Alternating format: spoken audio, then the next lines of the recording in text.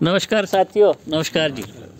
आज मैं प्रहलाद चौधरी जी जो कि प्रगतिशील किसान हैं, ग्राम सिलोटिया, जिला इंदौर, उनके घर आया हूँ।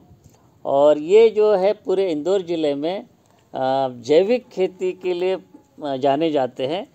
कई ऐसे नए नए तरीके हैं जो कि वो अपनाते हैं और जैविक खेती से पिछले कई सालों से सोयाबीन की खेती कर रहे हैं। ना केवल सोयाबीन बल्कि दूसरी फसलें भी जैविक तरीके से करते हैं। अभी जो हम भारत सरकार जो इस दिशा में प्रयास कर रही है प्राकृतिक खेती को बढ़ावा देना, तो प्राकृतिक खेती के ऊपर भी ये अपना काम इन्होंने शुरू किया है और ये पहला साल नहीं, बहुत पहले से करते आए हैं।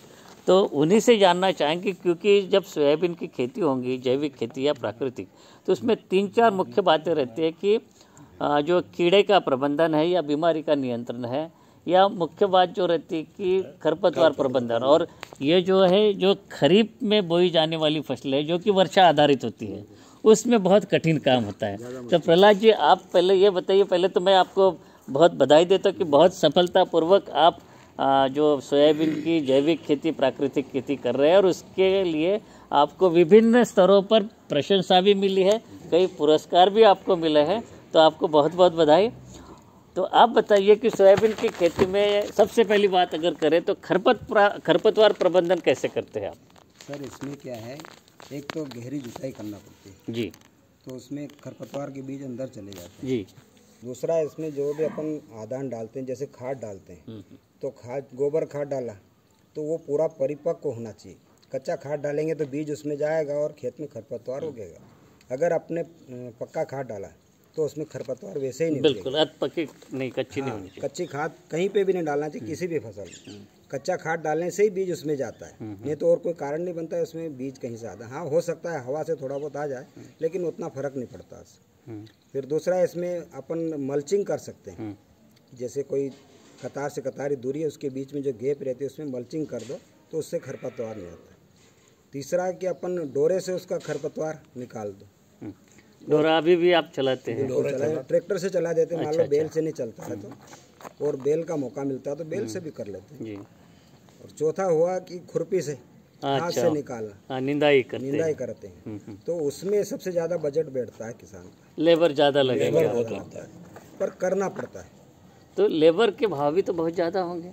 अभी क्या मैंने बताया आपको कि गेहूं का भाव जैसे सरकार ने बढ़ाया, मजदूरों का भाव दूसरे दिन से बढ़ गया।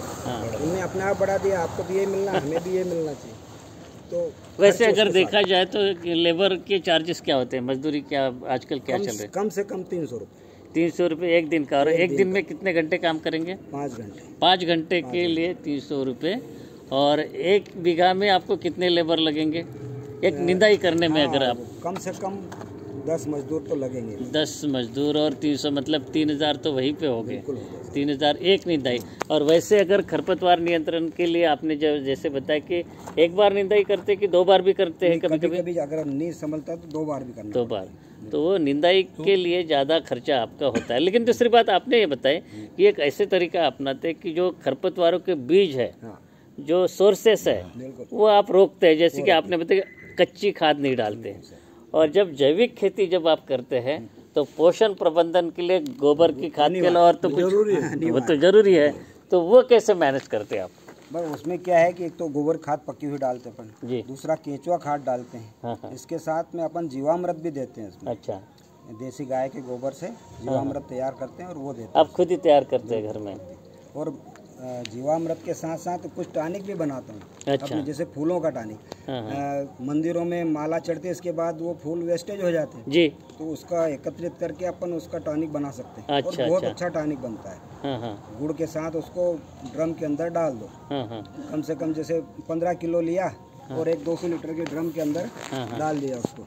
अच्छा। और उसको करीब 35 दिन तक रखो आप। गुड़ के साथ मिला के, वो आपका अच्छा टॉनिक तैयार हो गया। तो उसका स्प्रे कर दो तो उसमें भी उसकी क्षमता बढ़ती है। अच्छा, उत्पादन क्षमता। तो ये जो एक चीज़ आपने सुनी होगी, एक वेस्ट डिकम्पोजर करके होता है ना, इस्तेमाल करते हैं है ना। तो आपने बताया कि जैसे कि पोषण प्रबंधन के लिए गोबर की खाद है या वर्मी कंपोस्ट है वो करते हैं, या जो आपने जो बहुत अच्छे बताया कि पूजा के लिए जो फूल इस्तेमाल होते हैं उसका आप टॉनिक बनाते हैं। तो पोषण प्रबंधन ये हो गया, आपने खरपतवार प्रबंधन ये हो गया। अब मुख्य बात ये भी आती है कि खरीफ में या और सोयाबीन में सबसे ज़्यादा दिक्कत तो होती है कीड़ों की रहती है। तो कीट प्रबंधन को किस प्रकार से आप करते हैं वो भी आप बताइए। इसमें क्या है सर कि एक तो आप है ना खेत के चारों मेड़ पे जी गेंदा लगा दीजिए। हाँ, तो आकर्षक फसल गेंदा, आकर्षक फसल। तो उसमें क्या होता है कीट पतंग जो आते हैं उसके ऊपर चले जाएंगे, आपके खेत में जाएंगे नहीं। हाँ। मान लो गए भी तो आप फेरोमोन ट्रैप लगा दीजिए। बिल्कुल। उसके बाद में टी आकार में लकड़ियां लगा दीजिए तो उससे चिड़िया आके बैठेगी। बिल्कुल। और वो आपका मदद करेगी, वो कीट पतंग खा जाएगी। और चौथा है कि अपन घर पे दवाई बनाते हैं 10 पर्ण अर्क। अच्छा, उसका इस्तेमाल 10 पर्ण मतलब कौन कौन सी जैसे होती है, उसमें बबुल भी होती होंगी शायद। जैसे धतूरा हुआ, धतूरा है, आकड़ा हुआ आपका, करंज है, करंज हुआ, कनेर हुआ, जाम हुआ, अनार हुआ, पपीता हुआ, और ऐसे करके। और मैं उसमें गाजर घास भी डालता हूँ। अच्छा, ताकि उससे नाइट्रोजन भी मिलता रहे। बिल्कुल। उसमें नाइट्रोजन प्रचुर रहता है।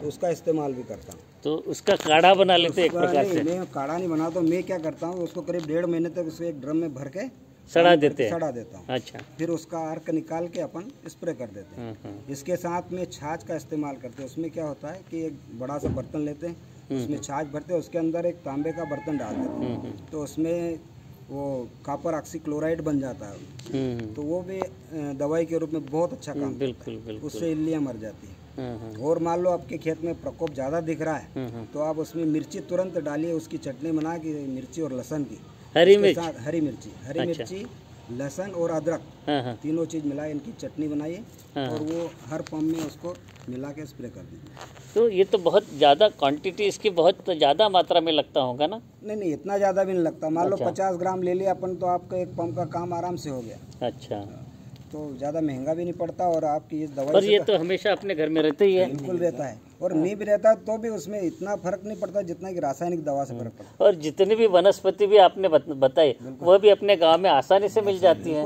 हर जगह पे मिल जाती है। तो ये चीजें हो गई। आपने एक चीज आजकल बहुत चलन हो रहा है और कई प्रकार से इसके जो बता रहे हैं कि गौमूत्र का भी प्रयोग किया जाता है। उसमें करते हैं ना जीवामृत में, गौमूत्र जीवामृत में वो क्या करते हैं? आप खुद बना लेते हैं? बिल्कुल। कैसे बनाते हैं वो? जैसे क्या है कि 200 लीटर का ड्रम लिया अपन ने, उसके अंदर 20 किलो गोबर, 20 किलो गाय का पेशाब लिया, उसमें 2-2.5 किलो गुड़ और इतना ही उसमें बेसन डाल दीजिए। और एक ऐसा पेड़ लीजिए जहाँ के जैसे पीपल का पेड़ हो, पूरा होना चाहिए, जहाँ पे रासायनिक खाद न डलता हो।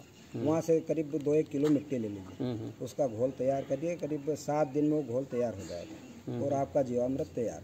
अच्छा, फिर उसको आप स्प्रे कर सकते हो, आप नाली में बहा सकते हो, दोनों तरह से इस्तेमाल कर सकते हो। तो ये जो आप एक प्रकार से कीड़ों को मारने के लिए जो जैविक जो कीटनाशक आप अपने घर पे ही बना लेते हैं, उसका स्प्रे करते हैं। एक और मैं आपसे जानना चाहूँगा कि जैविक खेती, प्राकृतिक खेती आप करते हैं, उसमें और क्या क्या चुनौतियाँ हैं?